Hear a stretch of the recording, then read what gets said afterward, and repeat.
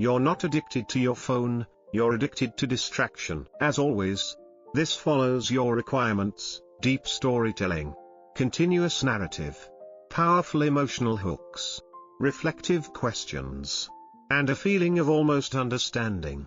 But not yet. Have you ever noticed yourself unlocking your phone even when there's no new message, no notification, no real reason? You just opened it 5 seconds ago. You closed it, and now you're opening it again. Why? There's no one you're waiting for, nothing urgent, yet your fingers move on their own. Like a habit, a reflex. But when did it become that way? Do you even remember? Was it yesterday, last month, or the moment you stopped being okay with just being alone with your thoughts? Let me ask you this: when you woke up this morning, what was the first thing your hand reached for? Was it the alarm clock, or was it your phone? Did you check the news, open TikTok, scroll through Instagram, or just refresh your feed hoping something had changed? Even if it hadn't, you might tell yourself you're addicted to your phone. But what if that's not the full truth?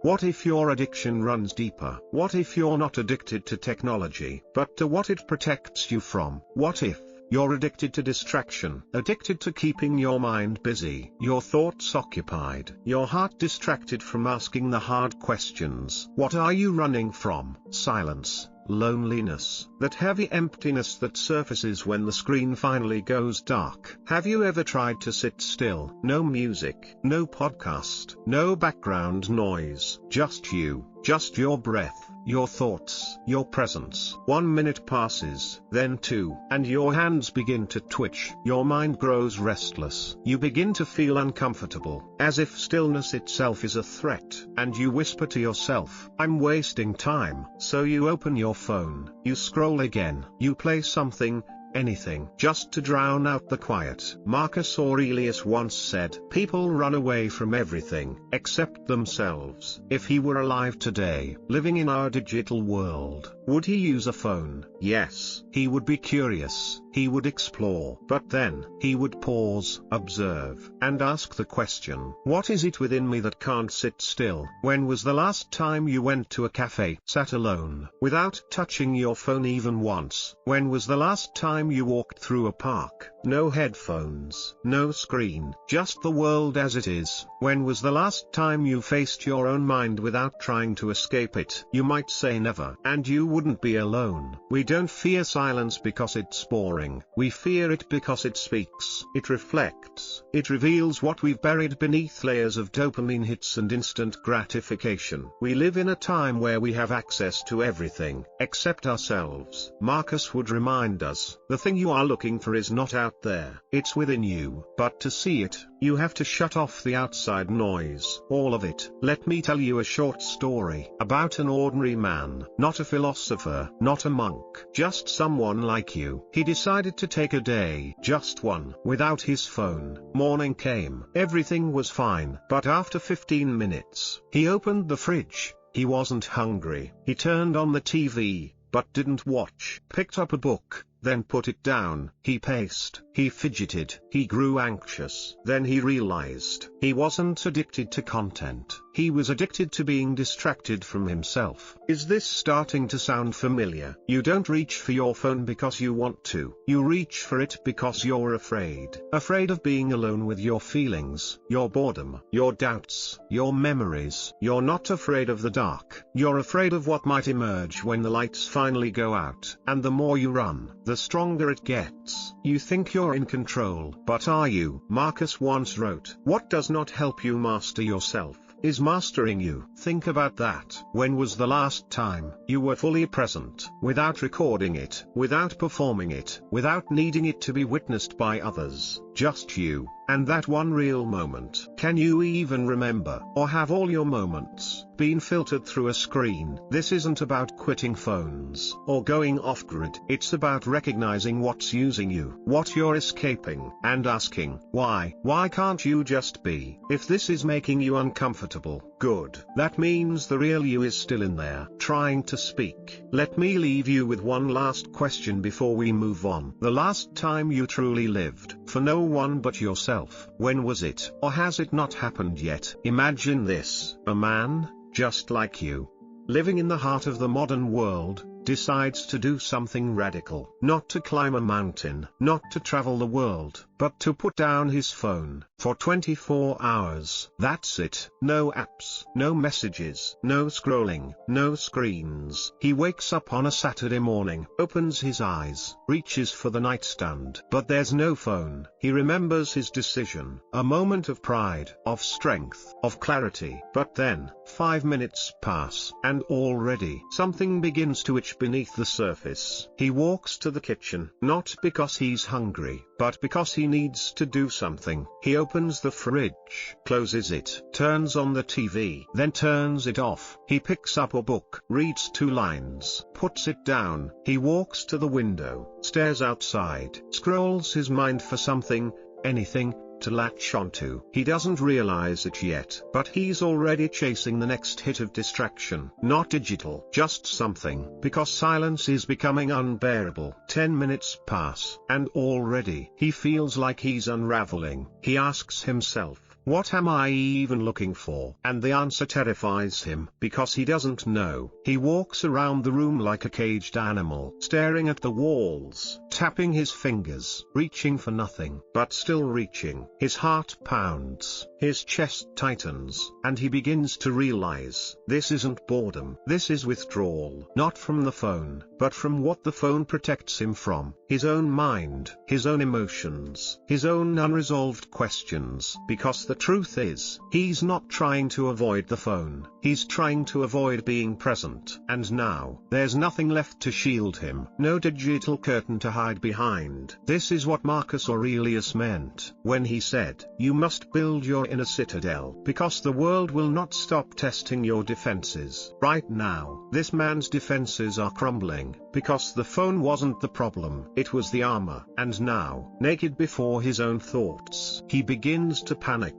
He picks up a notebook and writes, not poetry, not a journal, just questions. Why can't I sit still? Why do I feel like I'm being hunted by my own thoughts? What am I so afraid of? Why do I feel like I need to be anywhere but here? And slowly, it hits him. He doesn't fear stillness. He fears what it reveals. He's not addicted to entertainment. He's addicted to escape. Escape from the silence. Escape from meaninglessness. Escape from that small, terrifying voice inside that whispers, is this all there is? The phone was just a delivery system, but the drug was distraction. And now that it's gone, he's face to face with reality, raw, unfiltered, demanding. He lies on the floor, hands over his chest, staring at the ceiling. He breathes in and out, and for the first time, he realizes he hasn't felt anything real in years. He hasn't been alone with himself, not truly, not fully, since he was a child. This moment of discomfort, of disintegration, is also a doorway. Marcus would call it a return to the self. But the man doesn't feel noble. He doesn't feel brave. He feels scared, confused, and awake. So he stays on the floor and breathes and doesn't run. But what happens when distraction is no longer a choice, but a requirement? A week after his digital detox experiment, the man returned to his daily routine. Work, emails, messages, Zoom calls, and of course, social media. He worked as a digital content manager. Someone who had to stay updated with trends, respond within 10 minutes, engage or disappear. This time, he didn't open the fridge, didn't turn on the TV. He opened TikTok just for a few minutes to check what's trending. He told himself, a few minutes passed, then a few more. An hour slipped by. This time, he didn't feel the inner struggle he once had, because now, he had a socially acceptable reason to deceive himself. It's for work, it's for connection, it's for opportunity. Every time he picked up the phone, the guilt faded, but every time he put it down, he felt a little more drained. He was working, but his focus jumped like static. He was talking to people, but thinking about unposted reels, unread notifications, the next deadline. He was living, but not a single moment felt like it truly belonged to him. Then one day, during a strategy meeting, he met her, a young, famous content creator. Bright smile, sharp presence, 500,000 followers. But behind her eyes, he noticed something. A flicker of fatigue. A subtle crack in the perfect image. They talked. He asked, "You post every day. Don't you get tired?" She laughed like she had rehearsed this answer 100 times. "Of course. But if I stop, I disappear." He stayed quiet for a moment, then asked, "Did you choose this life? Or did it choose you?" This time, she didn't laugh. Her smile faded. Eyes shifting, blinking slower. In that moment, something inside her cracked open. Then, it happened. A global disruption. A cyber attack, or maybe a massive server failure. No one really knew. But all major social media platforms went down for 24 hours. Facebook, Instagram, TikTok, X, all gone. The world panicked. Media companies scrambled. Users refreshed their screens over and over. Some people even reported feeling anxious, shaky. But him, the man who once curled up on the floor in withdrawal, this time, he stayed still. He turned off his laptop, silenced his phone, stepped outside and meditated. For the first time in years, he felt like the world wasn't in charge of him anymore. Then the unexpected happened. She came to find him. No phone, no camera, no need for content. She simply sat down beside him, in silence. Not to make a story, not to post a deep moment, but simply to be present. Neither of them said a word. But in that silence, something deep began to heal. She was no longer a girl chasing likes. And he was no longer a man hiding from emptiness through the endless scroll. Because both had reclaimed their lost ability, the ability to sit with themselves. He returned to the city. Same crowded trains. Same flashing billboards. Same old phone waiting on his desk, lit up with dozens of notifications. But something had changed. He didn't reach for it immediately. He didn't feel the urge pulling him like a magnet. He looked at it the way a freed prisoner looks at an open cell, not with hatred, but with clarity. Because now, he knew the truth. The phone was never the enemy. TikTok wasn't the enemy. Even distraction itself wasn't the true enemy. It was his need to escape himself. He had spent years blaming the apps, the algorithms, the noise out there. But now, standing still amidst the digital storm, he realized, the chaos was always inside, and no amount of deleting apps or turning off notifications could silence it. The only way to break free was to finally sit with it, to face the discomfort, to watch it rise, and not run. Because awareness isn't about disconnection. It's about choosing presence over compulsion. He picked up the phone, opened it, then